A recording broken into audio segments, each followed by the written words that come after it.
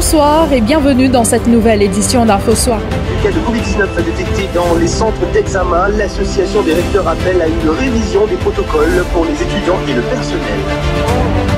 Bonjour, en direct de la page de l'Express Maurice.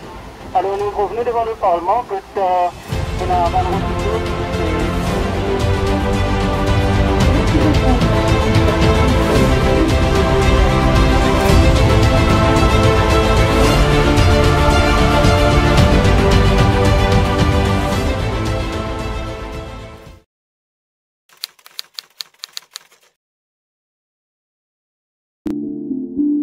Être la voix des sans-voix.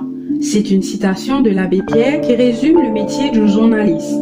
Ils sont des milliers dans le monde à assurer la liberté d'information. À Maurice, nous comptons plus de 500 journalistes enregistrés au Government Information Services. Dans le cadre de ce documentaire, 9 d'entre eux nous témoignent de leur quotidien d'employés de la presse, des enjeux, des opportunités, mais avant tout leur passion commune pour le journalisme.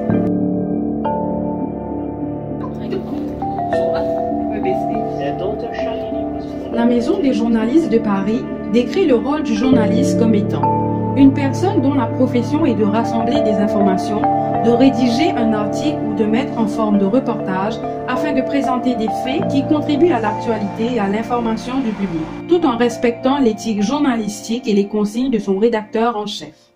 Donc on doit trouver les nouvelles, vérifier, contre-vérifier, écrire, et pour la radio, il faut aussi faire des interviews, faire les montages et assurer qu'il y ait une bonne diffusion à la radio. Alors là, c'est pas un travail solitaire, c'est un travail d'équipe.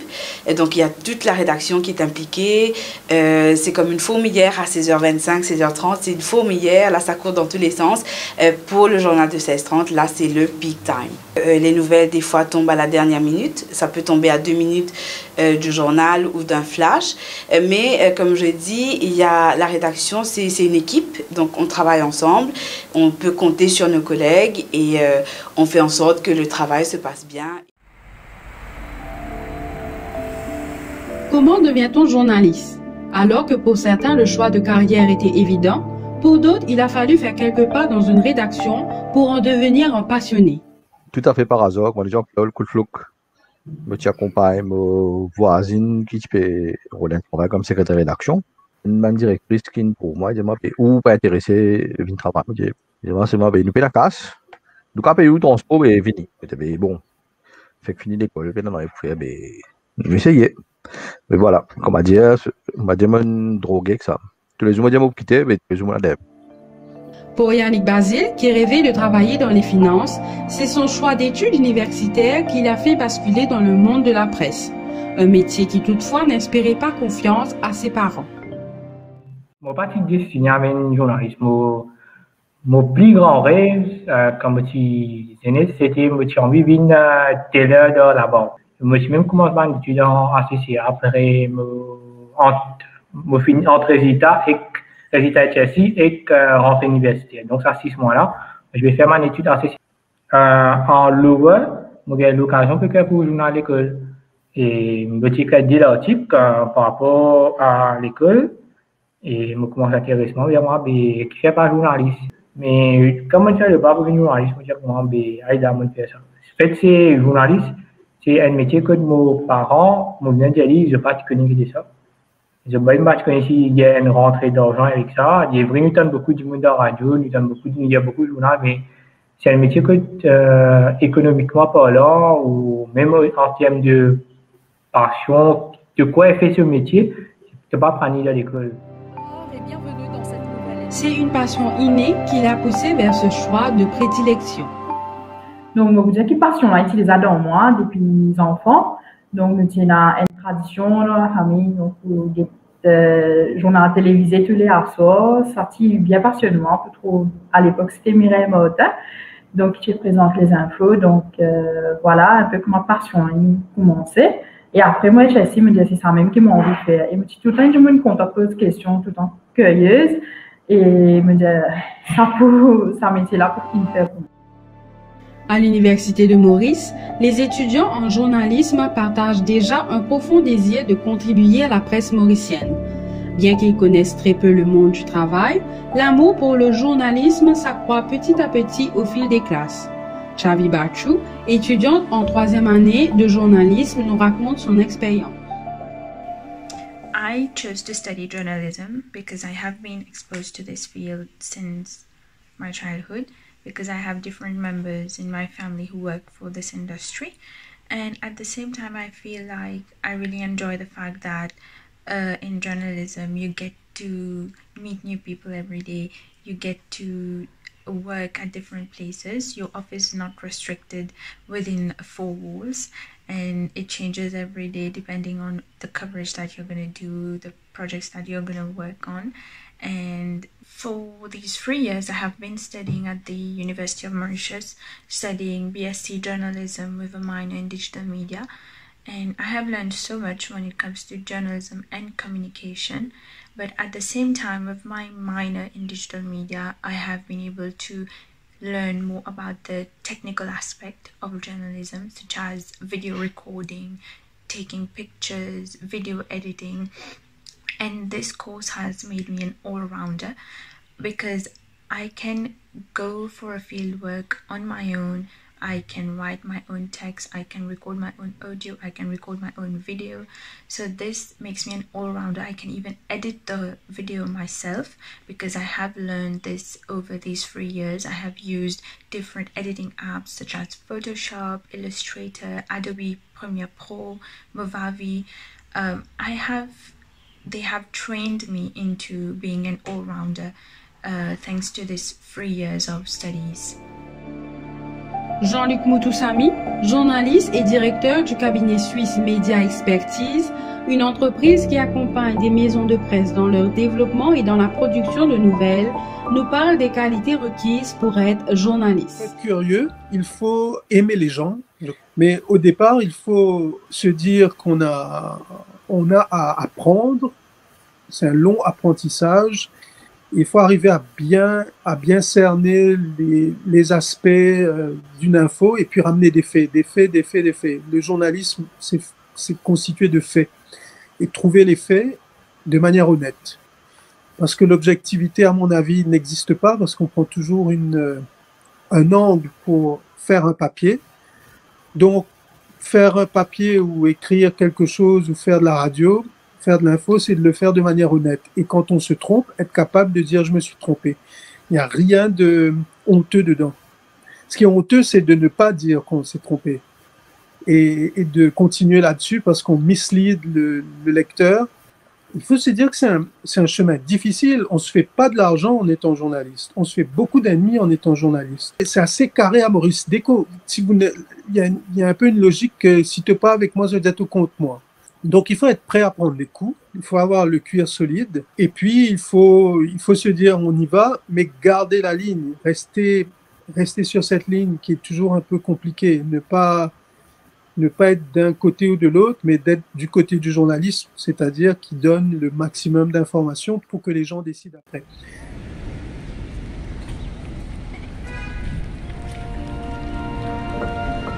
Dans sa journée, le journaliste est amené à se déplacer, à aller à la rencontre des gens ou à être présent lors de moments de grande importance. Il se doit d'être présent et de rapporter pour son audience. C'est un privilège qui s'accompagne d'une grande responsabilité qui apporte un regard nouveau sur le monde et permet de contribuer au développement de la société. On a l'occasion de témoigner de ce qui se passe quand les autres ne peuvent pas le faire.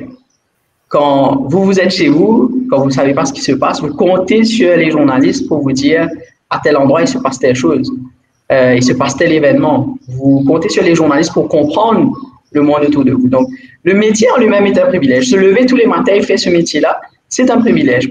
C'est une énorme responsabilité. C'est vrai qu'on peut critiquer la manière dont on le fait, on peut critiquer le contenu, mais la responsabilité, elle est là. Tous les jours, les gens se tournent vers la presse pour savoir ce qui se passe. Il y a tant de gens qui sont en train de mourir du Covid, il y a tant de gens qui sont infectés, il y a telle mesure qui va être appliquée, demain c'est fini le confinement. Donc, les gens comptent sur les journalistes pour avoir cette compréhension du monde d'autour d'eux. Pour Yannick Basile, la beauté de ce métier se trouve dans la confiance qui se crée lors de ces entretiens. Ces interviews sont des moyens de découvrir les réalités de chaque intervenant et de les transmettre à travers ses écrits, ce qui lui vaut une réelle satisfaction. Ce métier-là fait un mandat. Mon métier, quand tu fais cause avec un premier ministre, tu fais cause avec ça, un SDF, c'est notre regard sur la société, c'est une nouvelle façon de règlement d'affaires. Souvent, nous sommes très critiques par rapport à ce qui est arrivé dans la société. Souvent, nous disons qui fait jeunesse tombe dans la drogue. Mais ça me dit vraiment, à la rencontre, ça m'a dit qui peut vivre ça. Souvent, nous disons, les parents, vous êtes des enfants de la drogue. On a rencontré beaucoup de parents qui disent pas de ça. Que c'est dans la même souffrance. Ça, puis, pour moi, plus grande satisfaction, c'est que tous les jours, ou là, pendant le confinement, on va regarder, mais avant, c'était presque tous les jours, ou presque chaque semaine, nous avons un dimanche qui raconte une partie de l'histoire. Il y a quand même mon père, il y a quand même un homme d'affaires, il y a quand même ça, mais il raconte une partie sur la vie. Et sa partie sur la vie-là, c'est qu'il est tellement content, il est tellement fier des affaires avec ça, et il a tellement envie sur la nature et tout de suite, qui lui fait moins confiance pour apporter ça à un 8000 lecteurs. C'est ça qui m'arrête, c'est ça qui m'a gagné, c'est que sa confiance qui dit mon fait toi là, plutôt qu'apporter à sa histoire. Il faut souvent se limiter à alerter l'opinion publique par son écriture, une tâche que Jenna Ramou, journaliste depuis 10 ans, s'efforce de faire chaque jour. Le plus challenging dedans, c'est de toucher justement le public et alerter l'opinion publique, surtout pour les Human Stories, parce que il y a ces gens-là, ils ont besoin de quelqu'un pour être leur voix, pour les aider. Mais comme je dis, encore une fois, on est simple journaliste. On peut juste partager leur vécu à travers notre écriture et alerter l'opinion publique, mais on peut pas faire plus que ça. Horaires décalés, fatigue, vie sociale en déclin, entre autres, sont les contraintes de ce métier. Azma Lidou, journaliste sportive et rédacteur en chef adjoint d'une rédaction sportive, nous en parle. Quand on entre sur le travail de journaliste, on nous dit tout de suite, attention, il faudra faire des odd hours. Mais dès que vous rentrez dans le métier, vous voyez qu'il faut peut-être passer la nuit sur une nouvelle, il faut appeler des contacts, il faut faire des enquêtes peut-être pendant plusieurs semaines. Et puis, c'est toute la famille qui fait des compromis. Moi, heureusement, j'ai mon épouse qui comprend très bien mon métier, qui m'encourage, qui m'aide. Et mes enfants aussi qui comprennent. Mais c'est vrai que c'est pas facile. Parfois, vous êtes fatigué, mais quand on est journaliste, c'est pas de 8h à 4h. On n'est pas fonctionnaire. C'est 24/24. La presse n'est pas toujours appréciée, surtout lorsqu'on critique les autorités. Les journalistes qui osent défier ceux au pouvoir sont souvent victimes de représailles.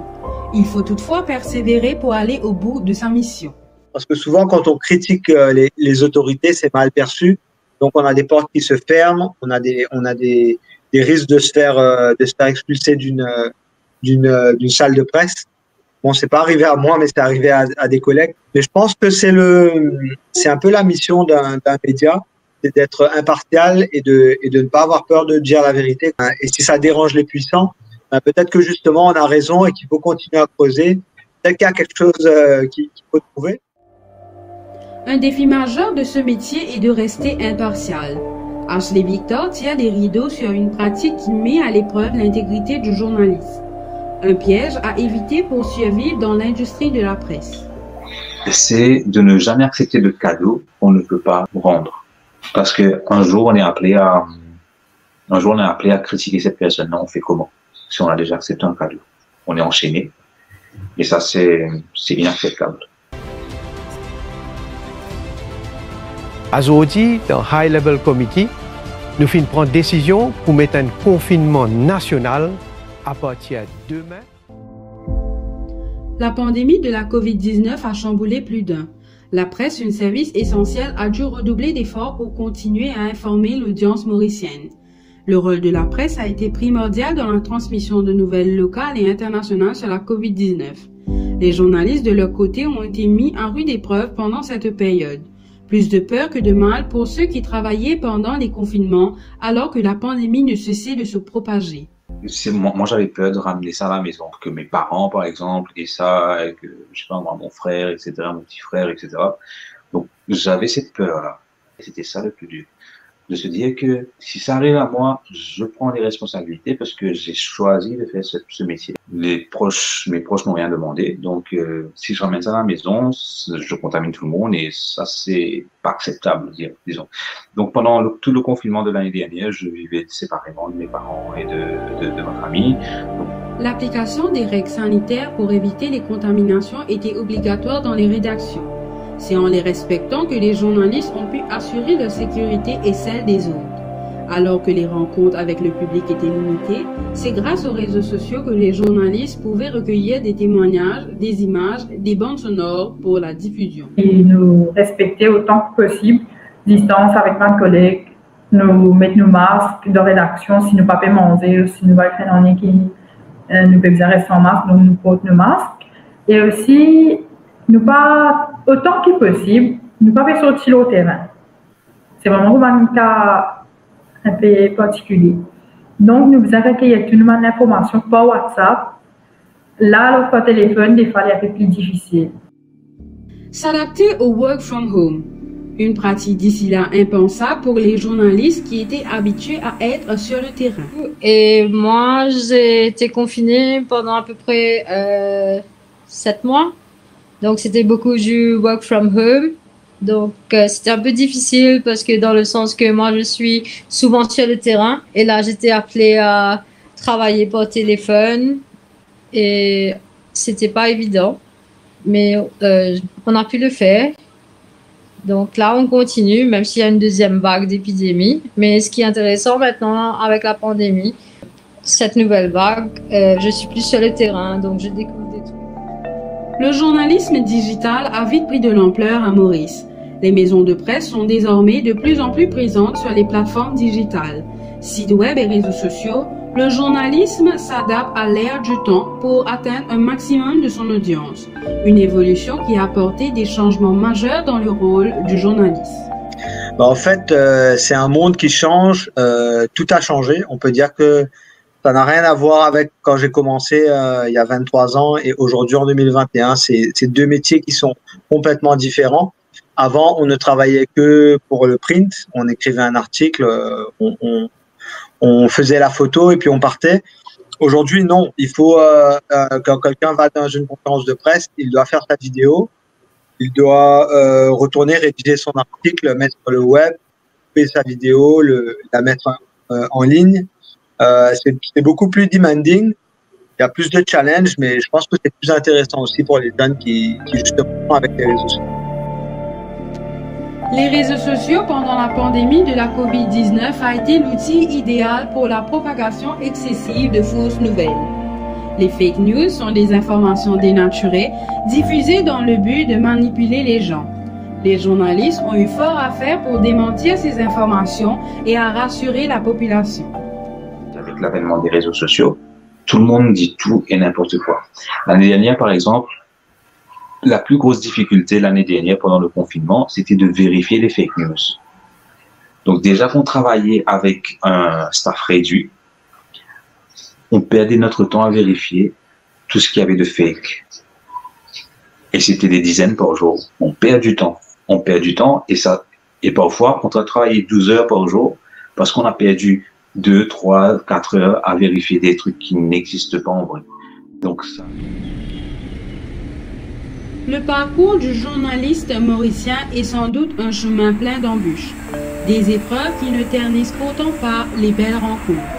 Que vous soyez journaliste sportif, juridique, rapporteur de faits divers ou d'actualité générale, une même force vous anime, celle de la passion de témoigner aux autres les faits, les émotions et les coups de gueule. Qu'importe vos années d'expérience, l'adrénaline du terrain ne s'efface pas. Et même quand les conditions ne le permettent pas, vous faites preuve de résilience. Être journaliste, c'est être passionné avant tout. Car je cite, tout doit être fait par passion.